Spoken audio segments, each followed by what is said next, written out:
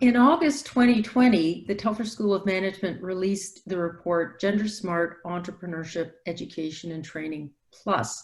And this is a resource kit that aggregates evidence-based insights to try and inform courses and programs, entrepreneurship courses and programs, content and delivery to ensure it is more inclusive. We've worked with Women's Economic Imperative as a knowledge partner on this project in order to take these base tools and apply them and adapt them and refine them to various socioeconomic and cultural contexts. So it's a start to look at how we can make our education, entrepreneurship education, more inclusive. Why? There's mounting evidence that girls and women are less likely to benefit from technical support services and entrepreneurship education and training. They're less likely to be in business case competitions, in our classrooms, and in hackathons. They're less likely to benefit from accelerators and incubators. And we know the impacts of those that participate are different. They're less likely to start businesses. We know there are profound stereotyping going on, occupational stereotyping of what is and who is an entrepreneur. And I think in the age of COVID, there's an urgency to ensure that content is more inclusive, particularly when it is likely that many trainers and instructors will resort to readily available digital content that is typically non-diverse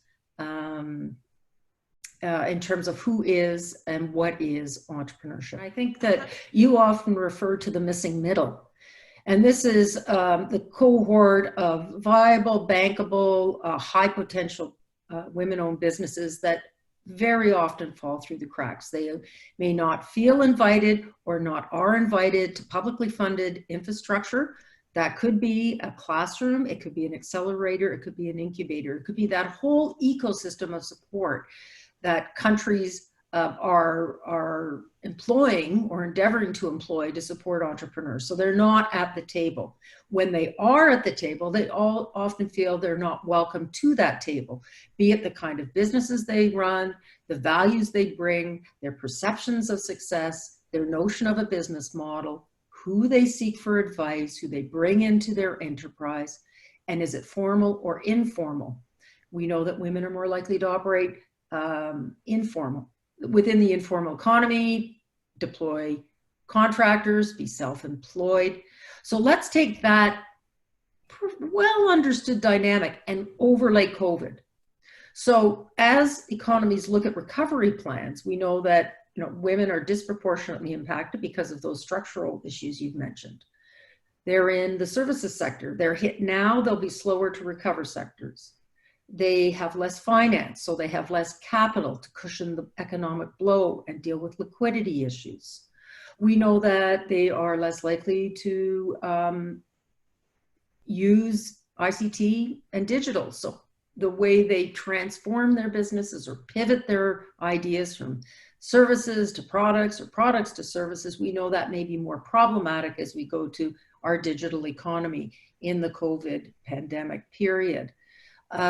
So lots of different ways that we can see not only did we enter the pandemic area with structural inequalities, we are really seeing those play out and be amplified now. So what does that mean for the infrastructure, including courses and programs that support entrepreneurs?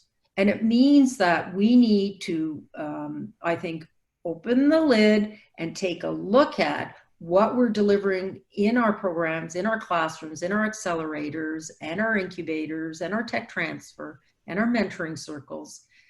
It's not enough to bring diverse women to the table. We need to also look at the kind of content and programming and design and delivery. We need new methods, new ideas, and more inclusive ways founded on equity, diversity, inclusion to reach all diverse women entrepreneurs. I think we have to remember that this report is anchored from a Canadian lens. We also tried to bring in related, I've said evidence-based So we drew very heavily on the entrepreneurship literature. So right there are two biases. One, a Canadian lens, and an academic lens. So we see that there is ample opportunity to critique the tool and adapt the tool to other geographic, cultural contexts.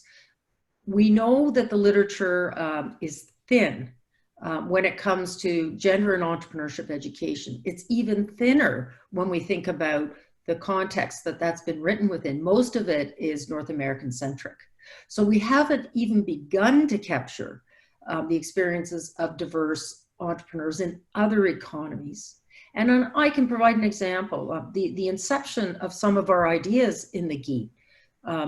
Emerged from work with Injaz, a non-profit organization in Jordan. The Injaz organization has trained over 1 million Jordanians, and we worked under a Feminist International Policy funded program, Canadian funded program, with Injaz and colleagues at the Canadian Bureau of International Education.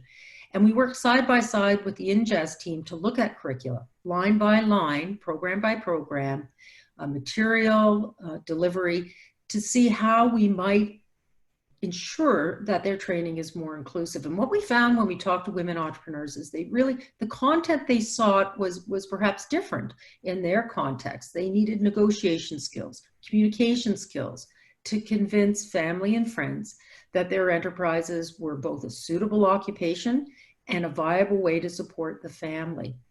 So, that's just a small example of how we need to ensure that the GEET, Gender Smart Entrepreneurship Education and Training Plus, so an intersectional lens, reflects the realities of diverse groups. And that may be in the context of their women's rights to property, intellectual property and matrimonial property. It may be access to capital.